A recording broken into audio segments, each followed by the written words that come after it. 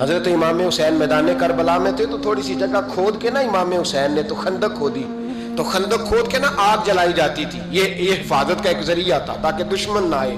تو امام حسین نے اپنے خیمے کے سامنے خندق کھود کے اس میں آگ جلائی تاکہ پردہ رہے، عورتوں کے پاس کو دشمن نہ آئے۔ تو ایک شخص سامنے کھڑا ہو کے کہنے لگا حسین تو نے دنیا میں ہی آگ جلا لی ہے، معاذ اللہ ثم معاذ اللہ، کہنے لگا آگے تو آگ ملے گی، یہاں جلا لی ہے؟